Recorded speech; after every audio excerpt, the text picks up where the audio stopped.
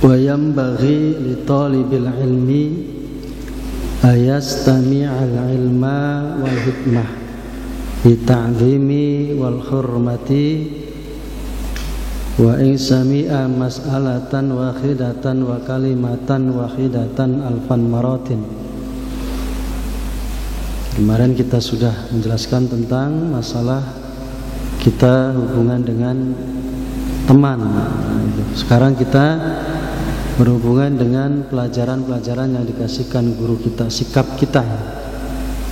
Wa yanbaghi li talibil ilmi, dan maka kita hendaklah siapa li talibil ilmi, kita sebagai pencari ilmu. Nah ini.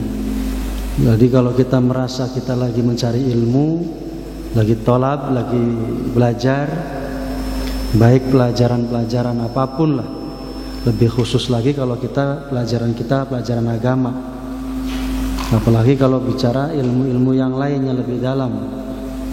Nah ini harus diperhatikan. Ayastami'al ilma, maka kita itu mendengarkan ilmu itu. Jadi kalau kita lagi belajar ilmu, sebagaimanapun juga di saat guru kita menjelaskan, kita harus mendengarkan. Tidak boleh ada kata tidak. Nah itu resikonya jadi murid. Wa yanbaghi li talibil ilmi yastami'al ilma. Jadi kalau kita belajar ilmu, lagi belajar, posisi kita ini wajib kiranya kita itu mendengarkan apa yang disampaikan guru kita. Wal hikmata, dan hikmahnya juga. Nah ini makanya ada ilmu, ada hikmah. Ada ilmu, ada hikmah. Didengarkan. Jadi di saat guru kita menjelaskan sesuatu, kita ngobrol sendiri, main HP, nah itu udah batal tuh ditolibnya. Ada di sini ada? Gak ada sih ya. Ngopi sambil ngerokok ya. Gurunya biarin ngomong sendiri kan. Gak boleh. Di dalam adab kita mencari ilmu, ayastami'al ilma wal hikmah, kita mendengarkan ilmu itu yang disampaikan guru, wal hikmata, dan hikmahnya. Hikmah.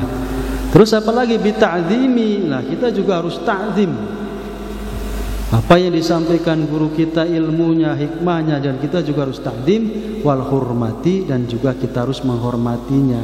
Apapun yang disampaikan guru kita, apapun yang keluar dari guru kita saat menjelaskan ilmu, kita harus mendengarkan bi ta'zimi wal hurmati, dengan ta'zim dan hormat. Nah itu. Jadi bukan sendiri-sendiri ya. Jadi wajib itu bagi seorang thalib yang lagi belajar ilmu, itu adalah wajib mendengarkan perkataan-perkataan apa yang disampaikan guru, wal hikmata, dengan apa? Bi ta'zimi wal hurmati, dengan sangat ta'zim, wal hurmati. Jadi ada dua, ada ta'zim, ada menghormati. Jadi ta'zim itu lebih daripada wa hurmatihi. Wa hurmatihi juga bisa lebih daripada ta'zim. Jadi ta'zim sampai ke dasar hati kita mendengarkannya itu. Wa in sami'a mas'alatan wahidan wa kalimatan wahidan alfa marrah. Nih dengerin. Walaupun kita sudah pernah mendengarkan mas'alatan wahidan wa kalimatan wahidan alfa marrah, walaupun kita sudah sering dengerin tuh guru kita, dengerin tuh guru kita merasa ngomongnya itu mulu itu. Sekali, 2 kali, 1000 kali. Gak boleh ada di hati kita, pikiran kita ngomong seperti itu, gak boleh. Ngomongnya saja menggeretes. Apa namanya itu? Gerendeng apa sih bahasanya? Ngebantin itu gak boleh, Pak. Walaupun guru kita mengucapkan 1000 kali, mengulang-ulang kata itu, kita tidak dibolehkan ada ucapan di hati, ngomongnya begitu mulu, nggak boleh. Masya Allah, kita disuruh berta'zim, kita berhormati. Wa in sami'a mas'alatan wahidatan wa kalimatan wahidatan alfa maratin. walaupun guru kita sudah mengucapkan berkali-kali bahasanya seperti itu, kalimat itu, masalah itu 1000 kali, kita tidak boleh mengucapkan dalam hati kita, apalagi sampai terucap untuk menyepelekan atau merasa tidak nyaman dengan yang disampaikan guru kita. Kilan dikatakan malam yakun ta'zimhu ba'da alfin marrah kita'zimihi fi awali marratin falaysa bi ahli ilmi. Nah, ini Pak. Sebab telah diterangkan barang siapa yang tidak mengagungkan. Jadi kali kalau maksudnya begini, malam yakun ta'zimhu ba'dan alfin marrah kita'zimi fi awalan. Jadi kita wajibnya seorang murid itu, walaupun guru kita mengucapkan beribu-ribu kali mengucapkan kata seperti itu, penjelasan seperti itu, haknya murid itu mengibaratkan seperti kita baru mendengar yang pertama kali. Murid itu seperti itu. Walaupun guru kita mengulang-ulang, tapi kewajiban murid malam yakun ta'zimuhu ba'da alfin marrah ta'zimi fi amran marrah falaysa bi ahli ilmi. Jadi kita itu harus memposisikan diri seperti kita baru mendengar. Jadi kalau kita tidak mendengarkan, maka kita termasuk falaysa bi ahli ilmi, maka kita bukanlah orang yang ahli ilmi. Jadi kalau ada guru kita menjelaskan 2 kali 3 kali terus kita tidak mendengarkan, berarti kita termasuk orang yang bukan ahli ilmi, Pak. Masya Allah. Nah, ini beratnya jadi murid ya, Pak. Nah, makanya jangan sampai ada besit dalam hati kita, karena itu nanti menutup daripada ilmu yang akan masuk ke dalam diri kita. Karena guru kita adalah keran yang dikucurkan kepada kita. Kalau kita sudah menutup hati dan pikiran kita dengan rasa benci, dengan rasa suudzon dan segala macam, ya itu akan menutup daripada ilmu yang masuk ke dalam diri kita. Jadi harus dibuang hal seperti itu.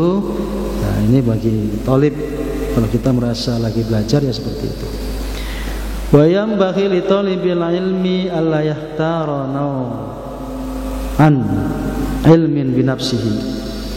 Bagi li talibil ilmi, bagi seorang pelajar atau orang yang lagi menuntut ilmu, alla yahtara in ilmin bi nafsihi, tidak boleh memilih-milih ilmu atau kitab atau fak-fak atau bidang ilmu, wa nau'an ilmin binafsihi, semaunya sendiri. Guru, saya mau begini. Guru, saya perasaan udah selesai nih alfiyahnya, saya udah selesai safinah, saya pengen ini. Enggak boleh. Ditolibil ala yahtara nau'an ilmin binafsihi, tidak boleh kita menuntut guru sesuai dengan keinginan kita. Jadi nggak boleh menuntut saya pengen begini, saya pengen. Jadi nggak boleh. Adabnya itu, adab seorang murid itu tidak boleh memaksakan kehendak pribadinya kepada gurunya. Nah, kalau begitu nanti melangkai Allah yakhtar. Jadi tidak boleh kita memilih nau'an ilmin binafsihi, ilmu apa yang pengen kita pengeni semaunya sendiri, tidak boleh. Bal yufawidu amrohu li al ustadi, semuanya kita fawidu, serahkan amrohu li ustadi, kepada guru kita. Jadi mintalah, jadi jangan melangkai, tapi bal fawidu amrohu, kita serahkan kepada guru kita, kita pasrahkan kepada guru kita untuk dipertimbangkan apa yang terbaik buat kita. Nah, ini kan begitu. Jadi kalau makanya kita harus cari guru yang faham, Pak ya. Kalau nggak faham repot itu. Jadi memang posisi kejelasannya seperti ini, tapi kembali kepada gurunya juga harus bijak. Jangan sampai nanti nggak memperhatikan perasaan muridnya juga. Ngaji udah 7 tahun masih juz amma, kan kesel juga ya Pak ya. Juz amma lagi mau ngelawan nggak berani. Nah itu, ini guru-guru yang begini yang repot gitu. Jadi memang kejelasannya seperti ini, tapi gurunya jangan semaunya sendiri, mentang-mentang begini juz amma mulu, kan orang jadi stres gitu. Kalau sekarang kan santri paling pinter gitu.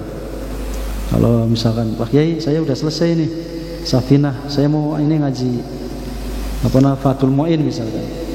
Kalau enggak saya pindah. Nah, itu repot gurunya tuh. Takut gurunya, ya Allah, daripada pindah mendingan lanjutin aja. Ya juga bahaya juga itu. Jadi ditekan juga sama santrinya.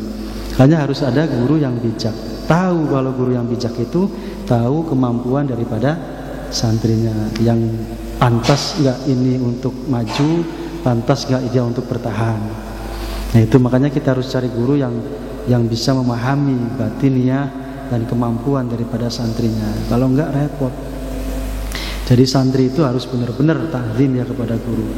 Jangan sampai nanti keluar dari pengawasan gurunya. Harus ikhlas, kan begitu. Berzikir, kalau kita ingin mendapatkan suatu hal yang baik, buang rasa sombong kita, buang rasa takabur kita, insya Allah selamat. Karena sejatinya memang bukan kita, tapi Allah. Kita memang tidak bisa apa-apa, yang bisa hanya Allah.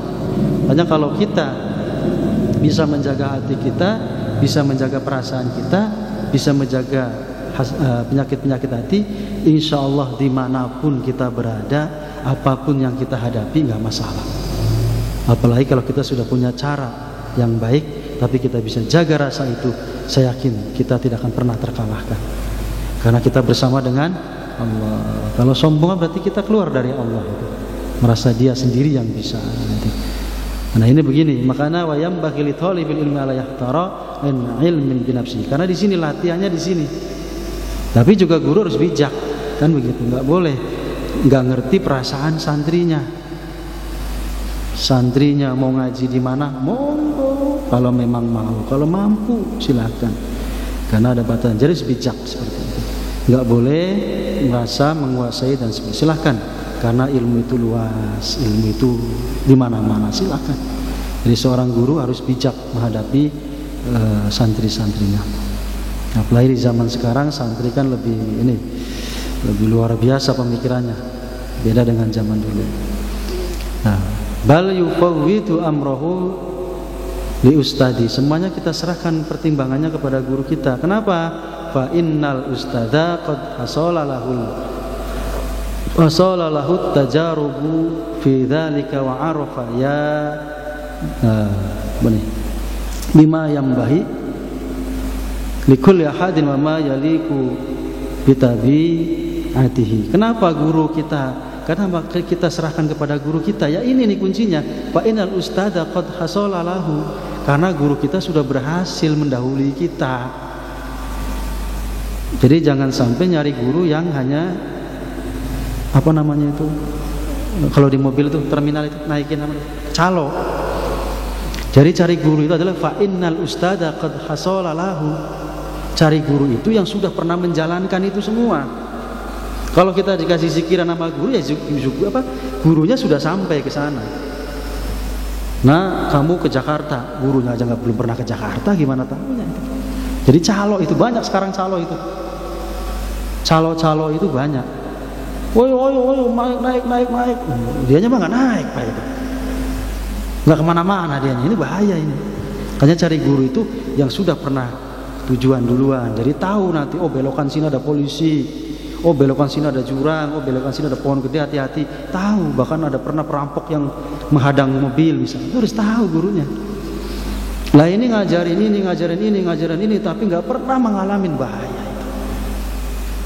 Nah ini kita bertorekoh, kita berhikmah, harus mencari guru yang sudah pernah mengamalkannya.